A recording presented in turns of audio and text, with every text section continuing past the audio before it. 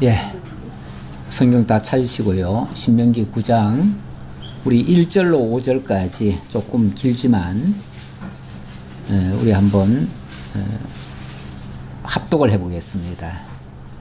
이스라엘아 들으라, 네가 오늘 요단을 건너 너보다 강대한 나라들로 들어가서 그것을 차지하리니 그 성읍들은 크고 성벽은 하늘에 닿았으며 크고 많은 백성은 네가 아는 아낙 자손이라. 그에 대한 말을 네가 들었나니 이르기를 누가 아낙 자손을 능히 당하리요 하거니와 오늘 너는 알라. 내 하나님 여호와께서 맹렬한 불과 같이 내 앞에 나아가신즉 여호와께서 그들을 멸하사 내 앞에 엎드러지게 하시리니 여호와께서 내게 말씀하신 것 같이 너는 그들을 쫓아내며 속히 멸할 것이라.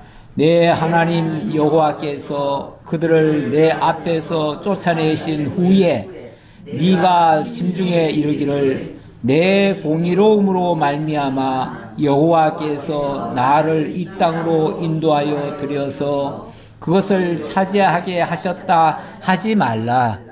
이 민족들이 악함으로 말미암아 여호와께서 그들을 내 앞에서 쫓아내심이니라. 네가 가서 그 땅을 차지함은 네 공의로 말미암음도 아니며 내 마음이 정직함으로 말미암음도 아니요 이 민족들이 악함으로 말미암아 내 하나님 여호와께서 그들을 내 앞에서 쫓아내심이라. 여호와께서 이같이 하심은 내 조상 아브라함과 이삭과 야곱에게 하신 맹세를 이루려 하심이니라. 아멘. 예, 이스라엘 민족을 하나님께서 출애굽시켜 놓고 이제 약속의 땅을 코앞에 두고 너희가 약속의 땅에 들어가거든 이렇게 하라.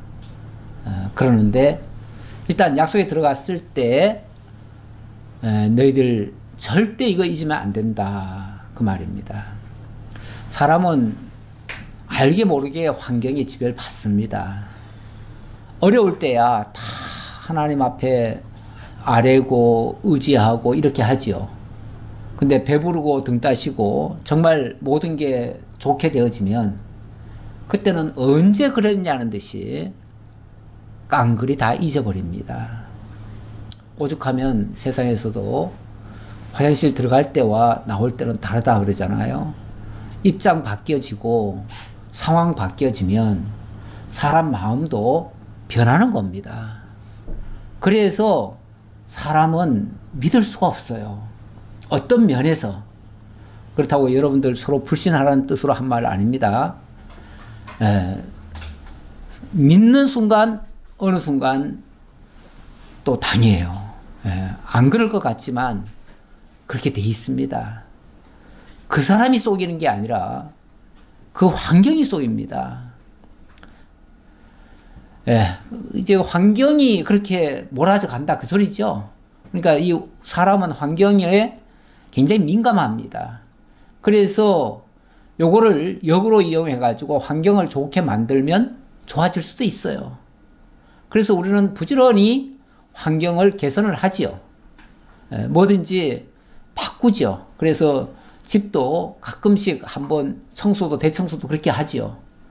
환경이 바뀌어지면 마음도 새롭게 되어져요. 그래서 우리가 바꿀 필요가 있는데 이스라엘 보고 하나님이 너희들 명심해 그 말이죠. 명심해. 너희들 약속의 땅 가나안에 들어가면 너희들 틀림없이 그 환경을 보고 너희들 마음이 바뀔 수 있어. 그럴 때 조심해 그 말이죠. 그럴 때 조심해. 이스라엘아 들으라, 네가 오늘 요단을 건너 너보다 강대한 나라들로 들어가서 그것을 차지하려니 너보다 강대한 나라들로 이제 들어갈 것이다. 이 장차 얻을 땅은 어떻게 얻게 되는가 일단 그 얘기를 하는데 너희들의 힘으로도 너희들의 능력으로도 아니고 여호와의 맹세대로 하실 것이다. 이렇게 말하고요. 그럼에도 불구하고 과거를 보면 미래가 보여요. 너희들이 어떤 존재냐? 그걸 다시 한번 상기를 주는데, 너희들은 하나님이 십계명을 내려주는 그 순간에도 너희들은 금송아지 만들고 있었어. 그 말이에요. 하나님은 너희들을 정말 하나님의 성민을 만들겠다고 그 엄청난 역사를 통해서 구원해 내시고 그리고 인도해 주셨는데, 너희는 금송아지를 만들고 있었어. 이런 인생들입니다. 그래서 금송아지를 섬김으로 말미암아 돌판이, 하나님이 내려주셨던 첫 번째 돌판이 깨어지는 이런 불상사가 있었죠. 그리고도 그 이후에도, 그러면은 그 이후라도 그러면은 제대로 했는가? 뭘 하기는 뭘 해요. 끊임없이 금방 뭐 할 때는 하나님이 깨우쳐 주면은 아이고 죄송합니다, 다시 하겠습니다, 잘하겠습니다, 그래 놓고는 그 다음에 또 불신을 하고 또 불신하고 또 원망, 불평, 대적 끊임없이 했습니다.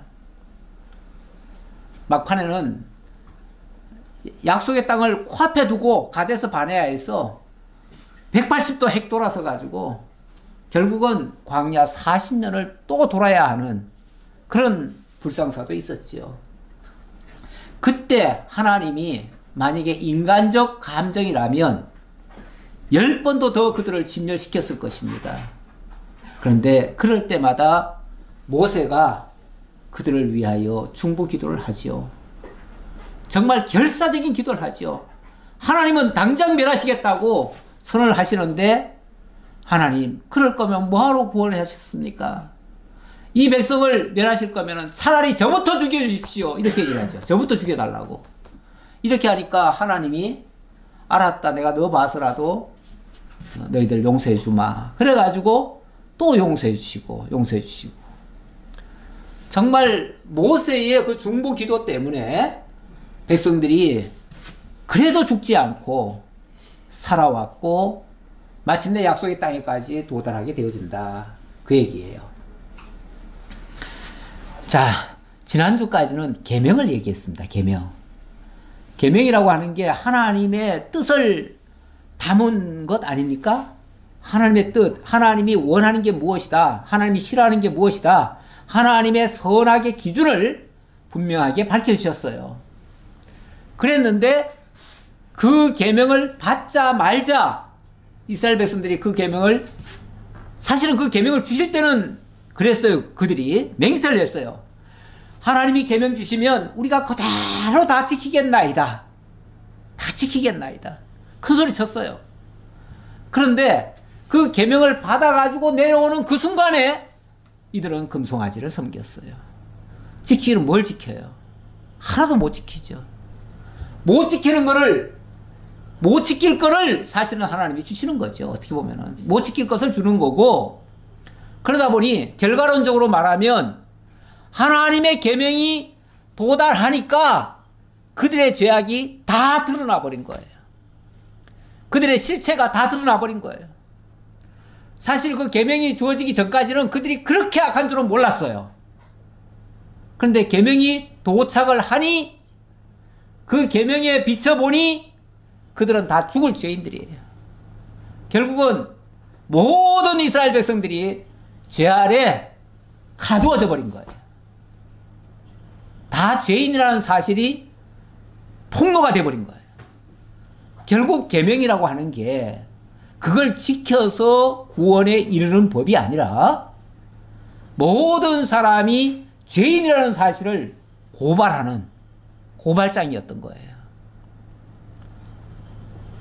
네, 그렇게 하나님이 만들어 가십니다. 그렇게 범죄상을 다 드러내놓고 그들이 얼마나 악한지를 먼저 일깨워놓고, 그리고 나서 10장으로 넘어가면 하나님의 용서가 나옵니다. 먼저 죄인 만들어 놓고 죄라는 것을 드러쳐 놓고 그리고 하나님의 용서가 나온다, 그 말이죠. 거기서 뭐가 드러납니까? 하나님의 은혜와 사랑이 느껴지고, 그리고 하나님으로 말미암지 않고는 도저히 살 수가 없구나라는 것을 알게 되고, 그래서 하나님만 의뢰하게 만드는 그런 내용이다 그 말이에요. 이렇게 하시는 하나님의 방식이 참 지혜로우신 거예요, 사실은. 근데 우리는 그것을 감히 측량을 못해요. 어떻게 그렇게 하실 수가 있을까? 어떻게 죄인을 만들어 놓고 의롭게 만들어 가시는가? 그게 우리는 얼른 납득이 안 될 수 있어요. 안 되는데 이게 하나님의 방법이에요.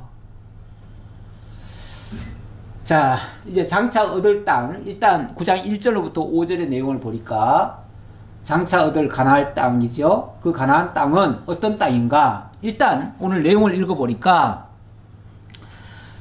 이스라엘아 들으라, 네가 오늘 요단을 건너 너보다 강대한 나라들로 들어가서 그것을 차지하리니. 너보다 강대한 나라들, 그 나라는 정말 강대한 나라예요.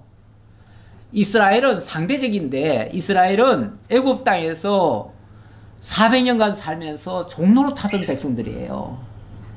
제대로 먹지도 못했고 제대로 사람 구실을 못했어요. 오죽하면 그들이 나와가지고 이 가나안 땅에 정탐을 한번 나중에 가잖아요. 가보니까 그쪽 사람들은 전부 다 그냥 키가 장대 같고 자기네들은 메뚜기 떼 같아요. 제대로 먹지도 못하고 무기도 없고 그들을 도저히 상대해서 그들을 이겨낼 방법이 없어요. 그러니까 절망을 하잖아요. 절망을 해요. 그게 현실이에요. 어쨌든 가나안은 그렇게 강대하고, 좀 더 덧붙이면은 정말 젖과 꿀이 흐르는 너무나 좋은 그런 땅이에요. 애굽에 비하면 그렇다 그 말이에요. 애굽에 비하면. 네, 그렇게 좋은 땅인데 그 땅을 어떻게 차지합니까? 이렇게 연약한 존재가, 이렇게 무기도 없고 군대도 없고 아무것도 없는 존재들이 어떻게 차지합니까? 남의 나라를, 멀쩡하게 다 잘 지키고 있는 나라를. 그런데 우리 하나님이 그걸 차지하게 하시겠대요. 하시는데 그걸 차지하게 되어지면 이들의 생각이 180도 또 바뀌어요. 어떻게 바뀌냐면, 별거 아니네, 뭐 조금 힘 좀 쓰니까 바로 이기네, 아 우리가 잘해서 이겼구나, 요렇게 또 착각을 할 수가 있어요. 아니면 우리가 의로우니까 하나님이 우리 편이 되셔서 우리를 도와주셨구나, 이렇게 착각할 수도 있어요. 우리가 뭔가 일이 잘 되면요, 자기가 잘해서 잘 되는 줄 알아요. 뭔가 뭐 대우를 받으면 자기가 그만큼 뭘 했기 때문에 받은 줄 알아. 하나님의 은혜라는 것은 까마득하게 생각을 못해요. 내가 잘했다고 생각을 해요. 그럴까봐 하나님이 경계를 하는 거예요. 그렇게 생각하지 말라. 오히려 너희는 이렇게 비천한 존재였어. 너희 스스로는 이렇게 악한 존재였어. 그런 자들이 무슨 자기들 힘으로 할 수 있다고 그래. 내가 해준 거야. 이 사실 잊지 말어. 이 얘기죠. 그걸 얘기하는 거죠. 그들이 얼마나 강한지요. 그 성읍들은 크고 성벽은 하늘에 닿았으며 크고 많은 백성은 네가 아는 아낙 자손이라. 그들은 또 숫자적으로도 훨씬 더 많아요. 그리고 너무나 큰 백성들이에요. 아주 장대 같은 백성들이에요. 그에 대한 말을 네가 들었나니 이르기를 누가 아낙 자손을 능히 당하리요 하거니와. 세상에 저렇게 그 당시 거기에 이 보통 사람보다 더 큰 사람들이 있었대요. 그 아낙 자손들이. 그래가지고 아마 키도 뭐 6척 이상이 됐던 것 같고 막 그런 사람들이 거기 살고 있으니까 그게 이제 그게 극명하게 보이는 데가 어디냐면은 다윗과 골리앗이라는 그 싸움이 있잖아요. 골리앗 앞에 다윗은요, 물론 그 당시 나이도 좀 어리기도 했지만 그렇게 키 차이도 많이 나고 정말 조그마한 사람이었어요. 거기에 비해서. 그러니까 상대가 안 돼, 상대가. 그렇게 강한 자를 상대로 해서 하나님이 이기게 하신다 그 말이에요. 도대체 이렇게 큰 백성, 이렇게 아주 강력한 자들을 어떻게 이기겠느냐. 그들이 쓰던 그 칼이요 얼마나 큰지 다윗은 나중에 그것을 뺏어가지고 자기가 쓰려고 하니까 너무 무거워가지고 쓰지도 못하겠어요. 그 정도로 커요.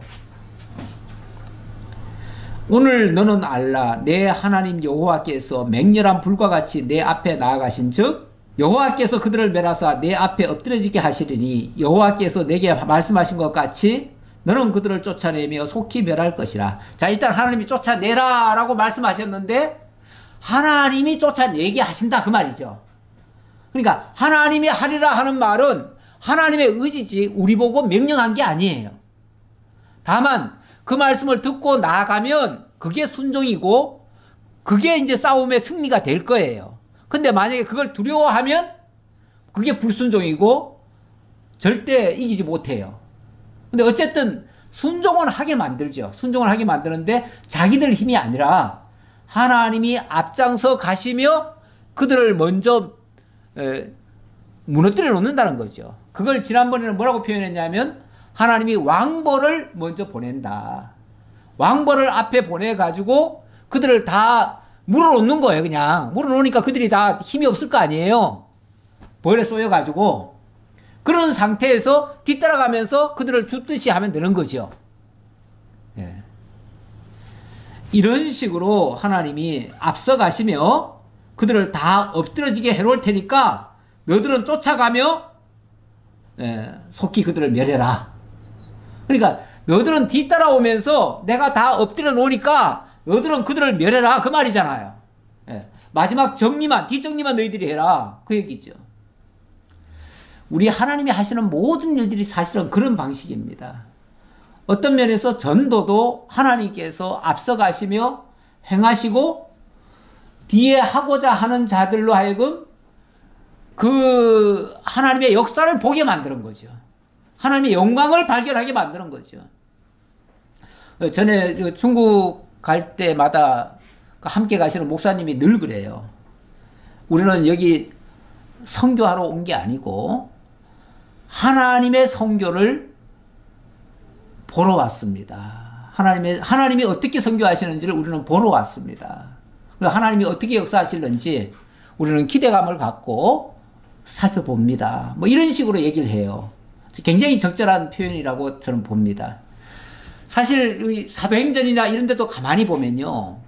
사도 바울이 엄청나게 일을 많이 한 것 같은데 사실은 사도 바울이 역사하기 전에 일하기 전에 먼저 하나님이 성령께서 오순절에 놀라운 역사를 일으켜가지고 세계 곳곳에서 사람들이 오게 만들고 오순절날 그리고 성령의 감동을 받게 만들고 그들이 복음을 깨닫고 각 지역으로 돌아가서 기도하게 만들고 정말 우리에게 사역자를 보내주세요 하고 기도하게 만들고 그곳에 사역자들이 가니까 잘 오셨습니다 하고서 그들과 함께 교회가 세워지는 거예요.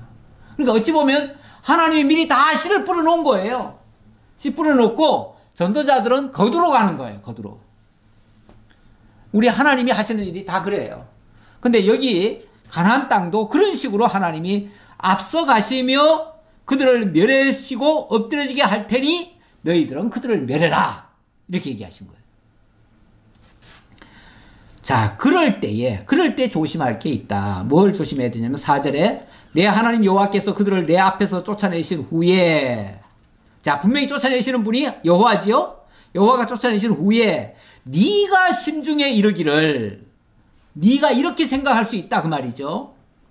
내 공의로움으로 말미암아 여호와께서 나를 이 땅으로 인도하여 들여서 그것을 차지하게 하셨다 하지 말라.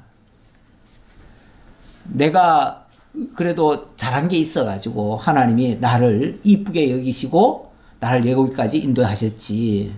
나를 이기게 하셨지. 내가 열심을 내니까 하나님이 도와주셨지. 흔히 기도하시는 분들도 그렇게 기도를 많이 하죠. 하나님, 제가 이런 계획이 있고요. 이런 목적을 가지고요. 이렇게 하려고 하는데요. 하나님 도와주시옵소서. 이렇게 기도하죠. 그러면 누가 설계하는 거예요? 당신이 다 설계해 놓고 당신이 목표를 정해 놓고 당신이 하는 일에 하나님 뭐 하라고요? 도와달라고. 옆에서. 내가 힘이 조금 부족하니까. 웬만한 일은 제가 다 알아서 할게요. 그런데 정말 요거는 하나님이 좀 도와주시면 좋겠습니다. 이런 차원이잖아요. 이런 기도가 사실은 너무 만연돼 있어요. 만연돼 있는데 그렇게 되면 나중에 해놓고 뭐라고 그러냐면 내가 했다 그래요. 내가 했다. 내가 전도했고 내가 구원시켰고 가끔 보면은 그렇게 말씀하시는 분이 많아요. 내가 얼마나 많이 구원을 했는데 뭐 그러면서 내가 교회를 몇 개를 세웠고 예를 들어서 뭐 목회자 같으면 그렇게 또 얘기하시는 분도 있고 또 어떤 분들은 뭐 기도하시면서 자기가 많은 사람을 구원했다는 거예요. 예, 전도해가지고 많이 구원했다고 그렇게 얘기를 하는데 이럴까봐 하나님이 경계하시는 거예요. 그렇게 생각하지 마라. 네가 한 게 아니야. 그들을 진멸했다면 그들이 악해서 그렇지 네가 의로워서가 아니야. 네가 의로워서가 아니야. 그러면서 이 민족들이 악함으로 말미암아 여호와께서 그들을 내 앞에서 쫓아내심이니라. 네가 가서 그 땅을 차지하면 네가 가서 그 땅을 차지하는 것은 너의 공의로 말미암음도 아니며 내 마음이 정직함으로 말미암음도 아니요. 네가 정직하거나 네가 뭐 공의롭거나 네가 선행을 많이 하거나 네가 의로워서가 아니라 네 하나님 여호와께서 그들을 내 앞에서 쫓아내심이라. 하나님이 쫓아내신 거야 그 말이죠. 자, 그럼 왜 하나님이 그렇게 쫓아내셨어요? 라고 묻는다면 여호와께서 이같이 하시면 내 조상 아브라함과 이삭과 야곱에게 하신 맹세를 이루려 하십니다. 하나님이 일찍이 아브라함에게 그렇게 언약을 하셨다는 겁니다. 언제 하셨죠? 예. 창세기 15장에 보니까 15장 13절 이하에 보니까 하나님이 아브라함에게 그렇게 약속을 하셨어요. 오늘 아침에도 하나님이 두려워 떠는 벌벌 떠는 아브라함에게 찾아오셔가지고 두려워하지 말라. 내가 너의 상급이 되어주마 라고 말씀하시죠. 내가 상급이 되어주마. 상급이 되어주는데 내가 너와 함께하면 이제 앞으로 너희 민족이 저 애굽에 내려가서 400년간 있다가 다시 돌아와서 이 땅을 차지하게 될 거야. 그때 이 땅을 차지하는 것은 이들의 죄악이 그때 가득하기 때문이야. 예. 그러면서 하나님이 어찌 보면 그쪽 사람들의 가나안 족속들의 죄악이 가득 찰 때까지 기다리셨다가 아브라함에게 약속하신 것을 이루시는 거예요. 그러니까 지금 만약에 이루어진다면 바로 그 약속이 그대로 이루어지는 거예요. 그러니까 이거는 내가 일찍이 아브라함에게 언약한 걸 이루기 위해서 이렇게 하는 거지 너희들이 잘해서가 아니야. 그 말이죠. 자,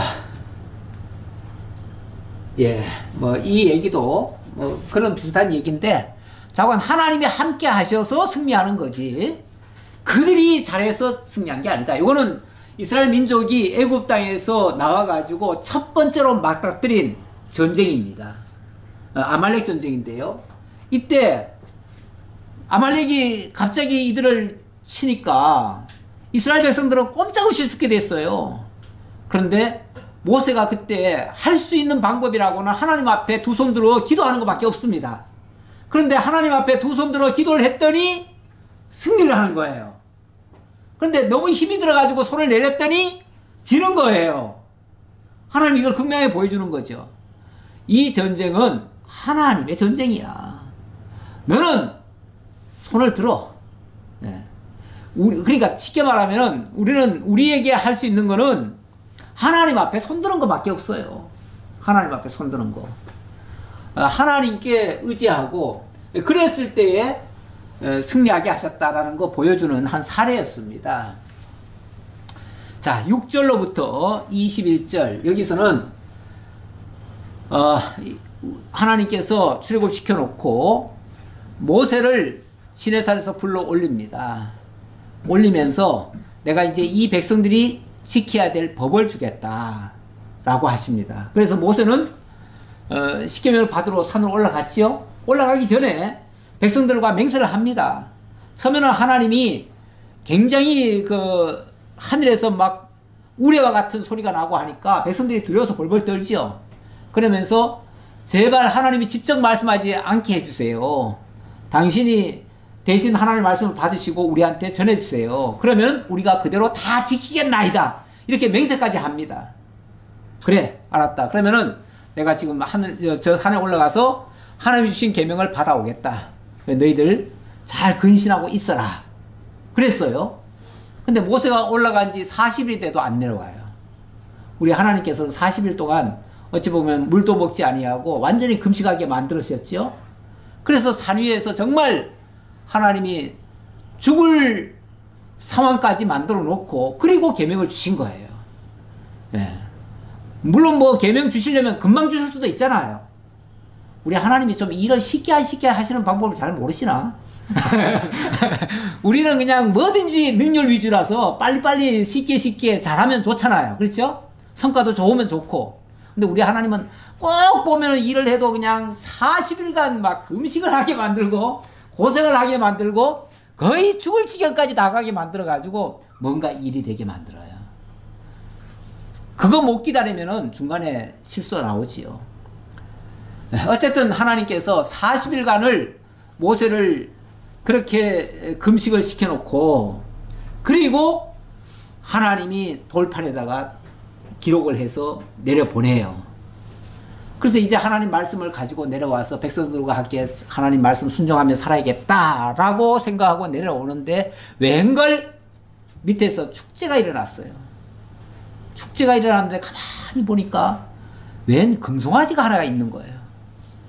금송아지를 만들어 놓고 그 금송아지를 주변으로 해가지고 빙빙 돌면서 사람들이 막 춤을 추고 막 황을 불리는 거예요. 그걸 보고 모세가 받은 십계명 안에 뭐가 있는데요? 첫 번째 계명이 뭔데요? 나 외에 다른 신을 섬기지 말라. 일체 어떤 우상도 만들지 말라. 이건데 1, 2계명을 바로 그냥 어기는 거 아니에요? 하나님이 주신 계명을 정면으로 거부하는 꼴이랑 똑같아요. 결국 이 백성들은 이 계명을 지킬 만한 자격도 능력도 힘도 의지도 없는 거예요. 예, 그렇게 해서 결국은 모세가 너무 절망을 해서 너무 절망이 됐잖아요. 절망을 해서 그만 이게 무슨 소용이야. 이 계명이 무슨 소용이야. 이거 가지고 내려가면 뭐해. 당장 다 죽을 건데. 그래서 그냥 집어던져 버리잖아요. 차라리 이 계명이 없으면은 저들을 정죄라도 안 할 수도 있을 테니까 그렇게 생각했는지 모르겠지만 어쨌든 이 계명을 가지고 내려간다는 거는 저들을 다 죽인다는 얘기랑 똑같아요. 그 계명을 다 정면으로 위반을 했으니까. 그러니까 그 계명을 갖다가 집어 던져버리잖아요. 집어 던져버려요. 그래서 깨트려지잖아요. 그래서 첫 번째 받은 계명이 산산조각이 나버립니다. 하나님의 말씀을 도저히 지킬 수 없는 상황이 만들어진 거예요. 이런 백성들, 자 한번 읽어봅시다.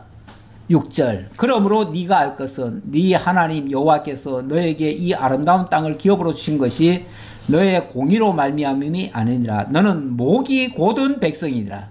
너는 뭐라고요? 목이 곧은 백성이라.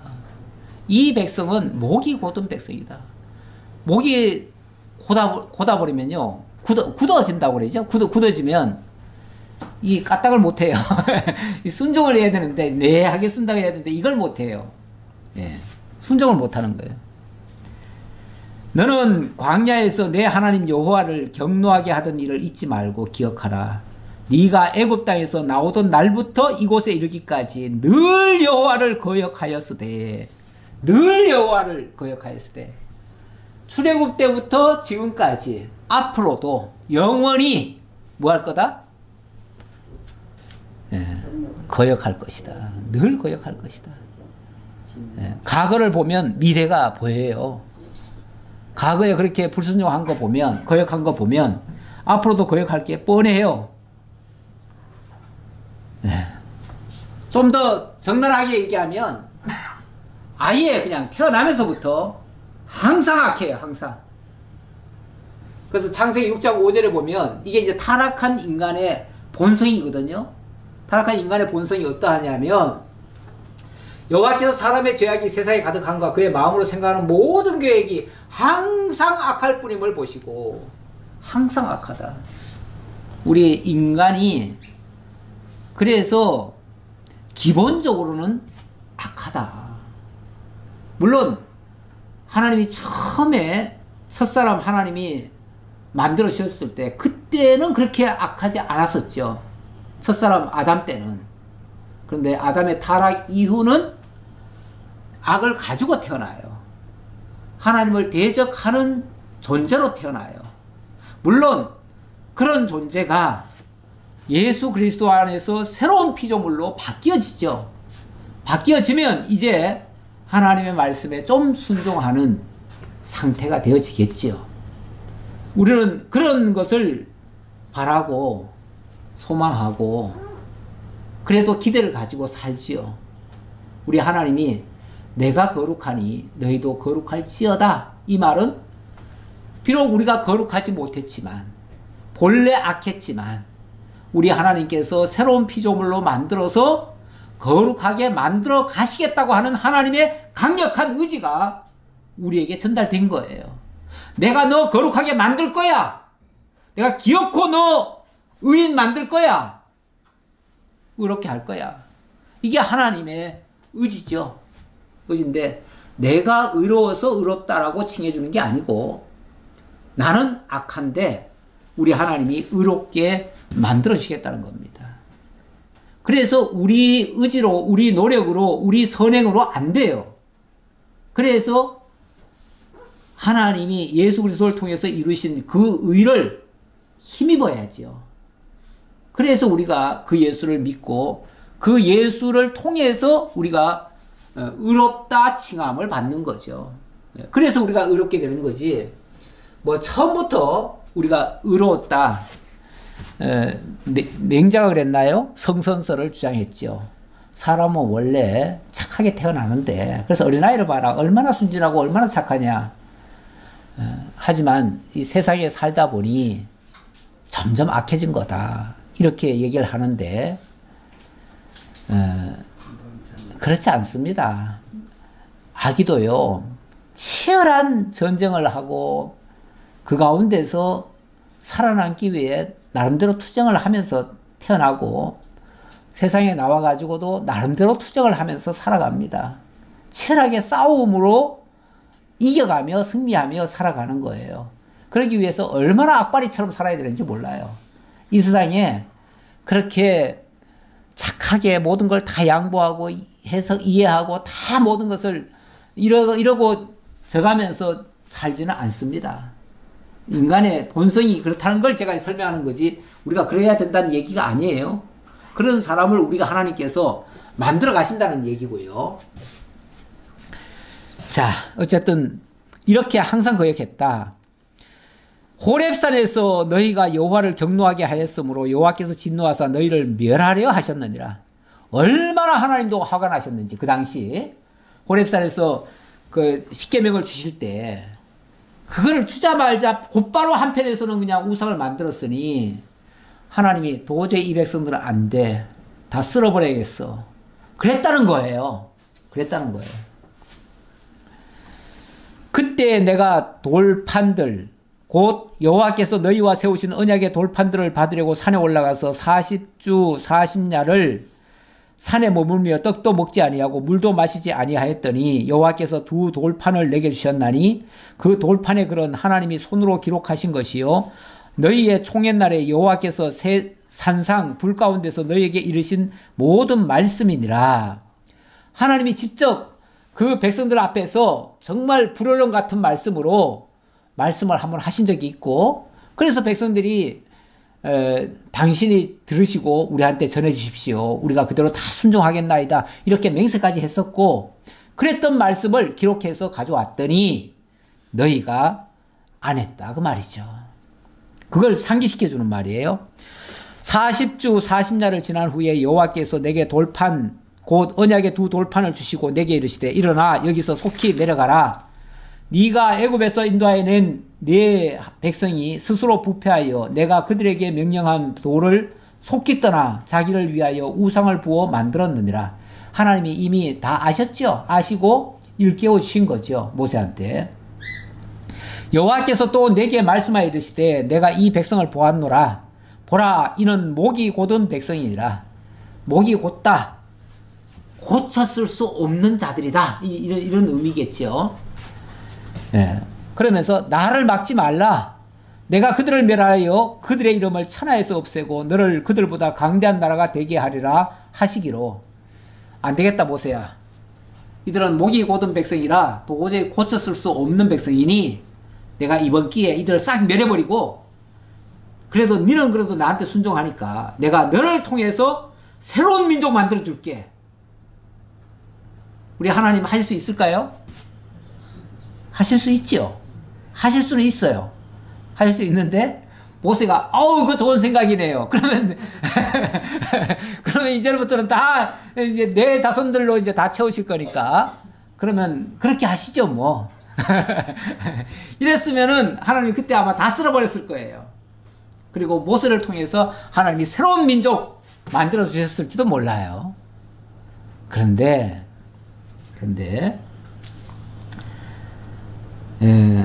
내가 돌이켜 산에서 내려오는데 설마 모세는 이 얘기 듣고 우리 하나님이 너무 세게 말씀하신다. 설마 그래도 그렇지 이들이 뭐 그렇게까지 하겠어? 하고 그리고 아마 믿고 내려왔던 것 같아요. 설마 하면서 내가 돌이켜 산에서 내려오는데 산에는 불이 붙었고 언약의 두 돌판은 내 두 손에 있었느니라. 내가 본즉 너희가 너희의 하나님 여호와께 범죄하여 자기를 위하여 송아지를 부어 만들어서 여호와께서 명령하신 돌을 빨리 떠났기로. 그냥 이 말씀이 가기도 전에 벌써 막 그렇게 어겼으니 이게 빨리 떠났던 거죠. 내가 그 두 돌판을 내 두 손으로 들어 던져 너희의 목전에서 깨트렸노라. 내가 너무너무 절망스러워가지고 도저히 이 백성들은 진짜 안 되겠구나. 진짜 안 되겠구나. 그래서 그냥 자기도 그냥 자포자기 심정으로 집어 던졌다는 거예요. 그래가지고 하나님의 돌판을 깨트려 버렸어요. 이렇게 되면 모세도 진짜 벼락 맞을 일이죠. 벼락 맞을 일이죠. 그리고 내가 전과 같이 40주 40야를 여호와 앞에 엎드려서 떡도 먹지 아니하고 물도 마시지 아니하였으니. 이미 40일간 그렇게 했는데 40일간 정말 그 떡도 먹지 않고 물도 마시지 않았잖아요. 온전한 금식을 했지요. 정상 같으면 죽어요. 진작 죽었을 거예요. 근데 어쨌든 우리 하나님께서 뭐 못하게 하시니 뭐 어떻게 먹겠어요. 먹을 것도 없고 사실은 그 이스라엘의 그런 시내산 같은 데는요 진짜 황량한 산이고 아무것도 없습니다. 바위와 돌 뭐 이런 거밖에 없습니다. 풀도 한 폭이 제대로 없는 곳이에요. 이런 곳에서 40주 40야를 정말 물도 마실 데가 없어요. 물이 어디 있습니까? 그렇게 해서 또 40주 40야를 엎드렸어요. 그야말로 뭐 죽으면 죽으리라 하고 엎드렸겠죠.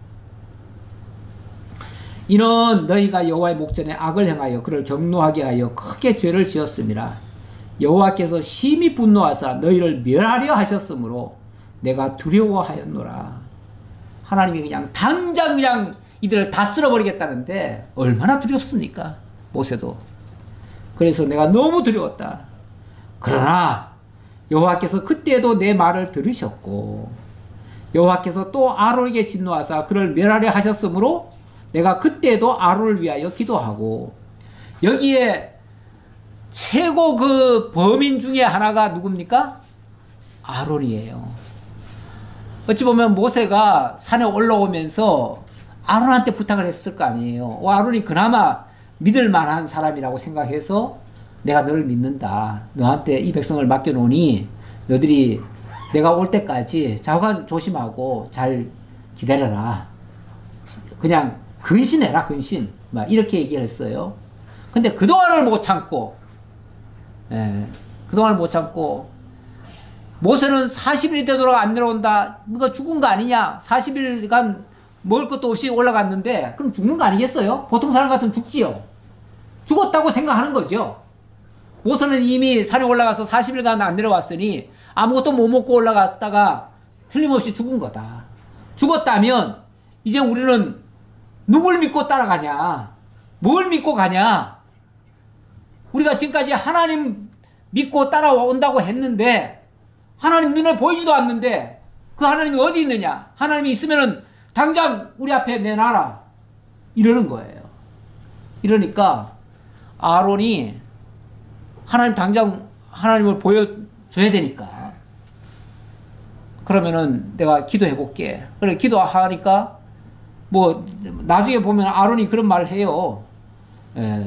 자기가 그렇게 만들려고 한 게 아니고 기도하니까 그렇게 알려주던데요. 예. 이렇게 만들려고 하던데요. 그래가지고 하나님 핑계대고는 그렇게 만들잖아요. 그래서 그 금붙이 너희들 다 있는 거 다 가져와라. 그래가지고 불을 놔가지고 그 안에다 다 집어 던져라. 그랬더니 이 송아지가 쩡 하고 나오던데요. 이렇게 변명을 하죠. 예. 근데 어쨌든 그래가지고 어찌 보면 그 모든 죄악을 저지르는 거기에 앞장선자가 사실은 아론이에요. 아론이 정말 그동안 큰일도 많이 했지만 결정적으로 이스라엘 백성들을 다 진멸하게 만드는, 다 죽게 만드는 원흉이 돼버렸어요. 자, 그래서 하나님이 백성들 제발 살려주세요 하니까 그러면 내가 아론이라도 죽여버리겠다. 그러니까 아유 아론도 좀 살려주세요 하고 모세가 또 아론을 위해서 또 기도했다는 거예요. 너희의 죄 곧 너희가 만든 송아지를 가져다가 불살라 찢고 티끌같이 가늘게 갈아 그 가루를 산에서 흘러내리는 시내에 뿌렸느니라. 그렇게 해서 결국은 백성을 죽이지는 않고요. 아론도 죽이지는 않고 다만 그 송아지만 그냥 다 깨트려 가지고 그것을 그냥 가루를 만들어 가지고 시내에다가 다 뿌려버렸다. 이렇게 해가지고 완전히 우상은 이렇게 파괴되어진다는 것을 보여줬다는 거죠. 자, 이렇게 해서 이스라엘 백성은 이 사건을 통해서 이스라엘 백성들은 어찌 보면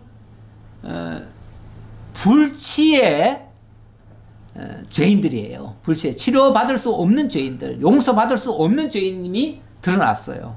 그때 모세가 여기는 자세히 안 나오지만 출애굽기 29장인가 30장인가에 보면 거기에 모세의 중보 기도가 나옵니다. 중보 기도에 보면 모세가 그렇게 기도하지요.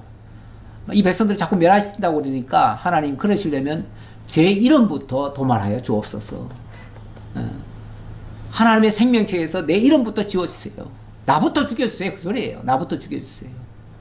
그리고 하나님은 이 백성들 다 멸하고 너를 통해서 새로운 민족 만들어주겠다 했더니 아니요. 나 그거 필요 없어요. 이 민족이 없어진다면 나도 필요 없습니다. 나부터 죽여주시고 이 백성들은 살려주십시오. 이렇게 기도하죠. 이러한 중보기도, 이게 진짜 중보기도입니다.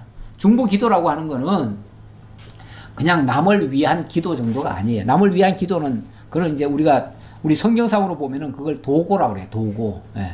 남을 위해서 기도해주는 도고. 근데 이제 중보기도라 그러면은 그 사람을 대신해서 내가 죽어가는 거예요. 예. 이 중보기도의 대표자는 우리 주 예수 그리스도십니다. 그래서 디모데전서에서는 보면 진짜 중보자는 저 여기다가 그렇게 적어놨네요.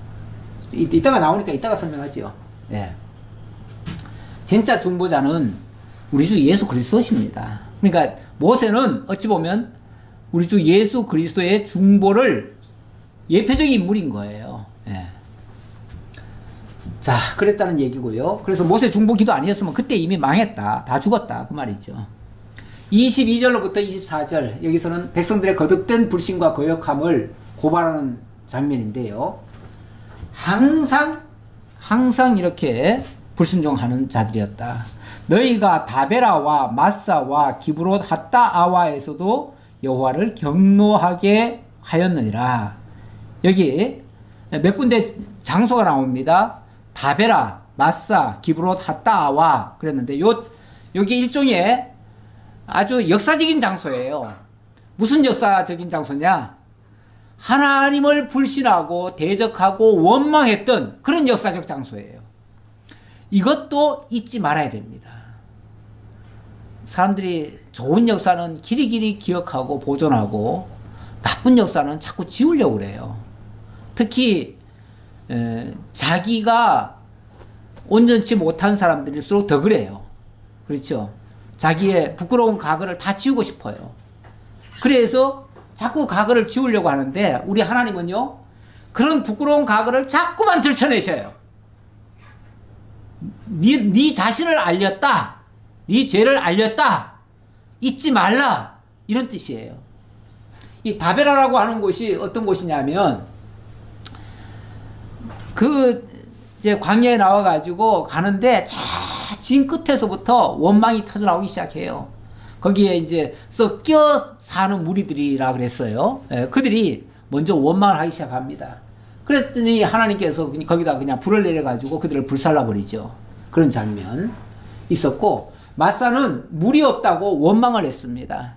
그랬을 때 하나님께서 반석에서 물을 내려주셨어요. 그런 아주 중대한 일이었고, 또 그 다음에는 기브롯 핫다와에서는 고기가 없다고 또 원망하는 장소였어요. 근데 우리 하나님께서 메추라기를 보내가지고 또 그 양식을 다 해결하셨잖아요. 그러니까 문제가 터질 적마다 하나님은 해결을 다 해주셔요. 해주시는데, 그런데 이제 꼭 원망을 받아내시고 하나님이 해결을 해주시는 모습이죠. 또 이걸 또 잘못 이해하시면은 거 봐, 그래도 징징대니까 하나님이 먹을 거 주잖아.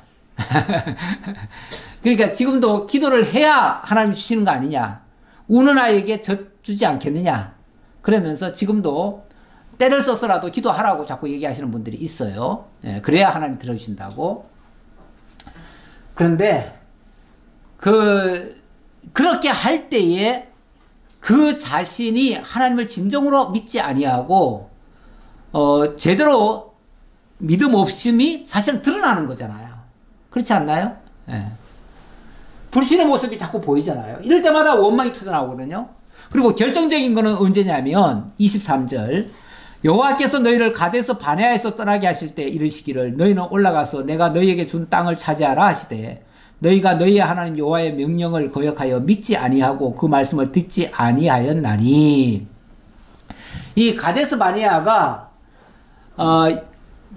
그 광야 생활 가운데서는 아주 분기점 같은 곳이에요. 왜 그러냐면 1년 만에 가데스 바네아를 왔거든요. 여기서 이제 약속의 땅 가나안에 들어가면 돼요. 그러면 이제 끝나요. 그럼 광야 고생 안 해도 돼요. 얼마나 좋은 기회입니까? 하나님이 이제 드디어 그렇게 바라고 바라던 약속의 땅을 목전에 두고 있어요. 근데 그들 중에서 우리 그냥 들어가기엔 너무 겁이 나니까 정탐을 하고 들어갑시다, 이래요. 그래? 그러면은 너희들 대표 하나씩 뽑아라. 그래서 12명을 뽑았어요. 그래서 12명을 보내놨더니 10명은 도저히 못 가겠다고. 그들은 너무 강대한 민족이라 우리가 도저히 이길 수가 없다고. 그리고 우리야 뭐 어떻게 들어가겠지만은 이 연약한 여자들과 아이들은 다 죽을 것이라고. 이러면서 못 가겠다는 거예요. 그러니까 막 백성들이 다 원망을 하고 다 울고 난리가 났잖아요. 그러니까 하나님께서 그래? 그러면은 너희들 다시 광야로 돌아가. 이제 나는 너희와 함께하지 않을 거야. 그랬더니 하나님이 함께하지 않는다는 말을 듣고 그 다음부터는 그러면 우리가 올라갈게요. 다시 올라갈게요. 이러죠. 다시 올라가라. 하나님이 함께 안 한다는데 왜 올라가냐 또. 그랬더니 기어코 또 올라가잖아요. 올라갔다가 또 된통 혼났죠. 그래가지고 2번 다시 올라갈 생각을 못하고 쫓겨 내려왔잖아요. 그런 장소예요. 그러니까 그때 정말 믿음으로 들어가면 될 일을, 믿음이 없으니까 결국은 40년간 다시금 뺑뺑이 돈 그런 역사적 장소였습니다. 내가 너희를 알던 날부터 너희가 항상 여호와를 거역하여 왔느니라. 결국은 끝까지 그들이 다 원망을 하고 이렇게 대적을 했었다, 거역을 했었다, 그 얘기고요. 25절로부터 마지막 29절까지 여기서는 모세가 백성을 구원하기 위해서 중보 기도하는 장면입니다. 그때 여호와께서 너희를 멸하시겠다 하셨으므로 내가 여전히 40주 40야를 여호와 앞에 엎드리고 여호와께 간구하여 이르되 주 여호와여, 주께서 큰 위엄으로 속량하시고 강한 손으로 애굽에서 인도하여 내신 주의 백성 곧 주의 기업을 멸하지 마옵소서. 하나님이 이렇게 엄청난 역사를 해놓고 하나님이 멸하시면 어떡하십니까? 그러면서 하나님을, 소위 말해서 하나님을 설득하는 거예요. 설득하는데 이렇게도 기도를 하네요. 주의 종 아브라함과 이삭과 야곱을 생각하사, 아브라함과 이삭과 야곱을 생각하사. 우리 기도에 이게 빠지면 안 됩니다. 하나님의 언약, 그 언약을 붙들고 기도를 하는 거예요. 하나님이 일찍이 아브라함에게 이렇게 약속을 해놓고 그리고 이 백성 죄지었다고 다 진멸시켜버리면 그러면 아브라함에게 언약한 것은 뭐가 됩니까? 그 얘기죠. 진짜 하나님이 이 백성들을 완전히 진멸시키려고 지금 이 얘기 하시겠어요? 그들이 이렇게 패역하다는 것을 알게 하려고 하시는 말씀이죠. 그러면서 이 백성의 완악함과 악과 죄를 보지 마옵소서. 악과 죄, 완악함 그런 게 있지만 그걸 보지 마시고 하나님의 언약을 보옵소서, 그 말이죠. 주께서 우리를 인도하여 내신 그 땅 백성이 말하기를, 만약에 이런 식으로 해가지고 하나님이 진멸시켜 버렸다면 뭐가 되겠냐 그 말이죠. 그러면 주께서 거역하여 우리를 인도하여 내신 그 땅 백성들이 이렇게 말하지 않겠습니까? 여호와께서 그들에게 허락하신 땅으로 그들을 인도하여 드릴 만한 능력도 없고 그들을 미워하기도 하사 광야에서 죽이려고 인도하여 내셨다 할까 두려워하나이다. 만약에 그렇게 하신다 그러면 진짜 하나님 뭐하러 자기 백성들을 힘들게 끌어다가 저 광야에서 다 죽여버리는가? 진짜 가나안 땅으로 인도할 능력도 없네? 힘도 없네? 자기 백성 보호도 안 하네? 이런 하나님으로 인정될 거 아니겠습니까? 그 말이죠. 그들은 주의 큰 능력과 표심팔로 인도하여 내신 주의 백성 곧 주의 기업이로소이다 하였더라. 예, 모세 중보기도 내용이 크게 말하면 하나님이 속량해 내신 주의 백성이니까 당연히 멸하지 않으셔야 되지 않습니까? 그리고 일찍이 아브라함에게 언약해 주시지 않았습니까? 그러니 용서해 주셔야 되지 않습니까? 그리고 이거는 하나님의 영광을 위한 주의 기업들 아닙니까? 그러니까 멸하시면 안 되고 보호해 주셔야 되지 않습니까? 이렇게 기도하는 거죠. 이렇게 기도하는 모세의 기도 앞에 하나님도 꼼짝 못하시고 그래 알았다. 네가 어떻게 내 생각까지 다 아냐. 그리고 하나님이 들어주신 거죠. 여기에 대해서 신약에서는 모세의 이런 중보 기도를 이렇게 해석을 합니다. 일단 사도행전에 보니까 3장 22절에 모세가 말하되 주 하나님이 너희를 위하여 너희 형제 가운데서 나 같은 선자 하나를 세울 것이니 너희가 무엇이든지 그의 말을 들을 것이라. 그의 모든 말을 들을 것이라. 이 모세를 향해서 뭐라고 그랬냐면은 모세가 나 같은 선지자 그랬는데 나 같은 선지자가 바로 장차 오실 그리스도를 가리킨다 그 말이죠. 그러니까 하나님이 모세에게 한 모든 것은 장차 그리스도를 통해서 이루실 것을 가리킨 것이었다. 그런 의미에서 모세는 예수 그리스도의 예표적 인물이다 그 얘기고, 그러니까 당연히 모세가 중보기도한 것은 장차 우리 주 예수 그리스도가 중보기도한 거나 똑같다 그 얘기죠. 그리고 디모데전서에서는 하나님은 한 분이시요 또 하나님과 사람 사이의 중보자도 한 분이시니 곧 사람이신 그리스도 예수라. 유일하게 하나님과 우리 사이에 그 중재를 하실 분은 예수밖에 없다 그 말이죠. 물론 구약시대 때는 모세를 하여금 중재하게 하셨는데 그것은 장차 그리스도께서 하실 온전한 중보 그걸 가리킨 것이었다. 그러면서 그가 모든 사람을 위하여 자기를 대속물로 주셨으니 기약이 이르러 주신 증거니라. 모든 사람을 위하여 당신의 대속물을 주셨는데 당신 자신을 대속물로 주셨는데 그것이 기약이 이르러서 때가 돼서 마침내 실제로 그렇게 이루셨다 그 말이죠. 그래서 온전한 예수 그리스도가 온전한 중보자다. 결론은 우리 주님이 완전한 중보자로서 온전한 제사를 드리고, 그 온전한 제사를 드리기 위해서 하나님과 우리 사이의 중간 역할, 그 중간 역할이 뭐냐면 대제사장 역할입니다. 그게 중보자의 모습이에요. 그래서 히브리서에서는 이렇게 정리를 합니다. 그리스도께서는 장래 좋은 일의 대제사장으로 오사 손으로 짓지 아니한 것 곧 이 창조에 속하지 아니한 더 크고 온전한 장막으로 말미암아 염소와 송아지의 피로 하지 않고 당신의 피로 영원한 속죄를 이루어서 단번에 성소에 들어가셨다. 단번에 하나님의 성소에 들어가셨고 거기에 우리도 함께 데리고 들어가신다 그 말이죠. 그러면서 하물며 영원하신 성령으로 말미암아 흠없는 자기를 하나님께 드린 그리스도의 피가 어찌 너희 양심을 죽은 행실에서 깨끗하게 하고 살아계신 하나님을 섬기게 하지 못하겠느냐. 우리 하나님이 우리도 이렇게 변화시켜 주실 수 있다. 이걸 얘기하는 거예요. 그러면서 이로 말미암아 그는 새 언약의 중보자시니 예수 그리스도가 바로 새 언약의 중보자시다. 구약의 옛 언약의 중보자는 대제사장이었는데 새 언약의 중보자는 바로 예수 그리스도다 그 말이죠. 이런 첫 언약 때의 범한 죄에서 속량하려고 주구사 부르심을 입은 자로 하여금 영원한 기업의 약속을 얻게 하려 하십니다. 하나님이 우리에게 언약하신 그 영원한 기업을 우리에게 주시기 위하여 예수 그리스도께서 온전한 중보자 역할을 하셨다 라고 결론을 맺었습니다. 기도하겠습니다. 아버지 하나님 감사합니다. 우리를 사랑하시고 하나님의 영원한 언약을 이루시기 위하여 대속의 제물로 죽으신 우리 주 예수 그리스도 다시 한번 확인했습니다.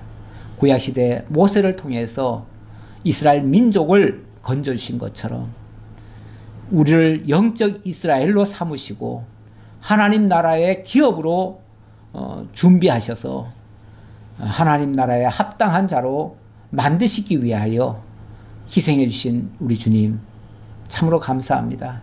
그 주님만을 의지하고 믿음으로 나아가는 저희 모두가 되게 하옵소서. 오늘도 베풀어 주시는 은혜 감사하옵고 예수님 이름으로 기도하옵나이다. 아멘.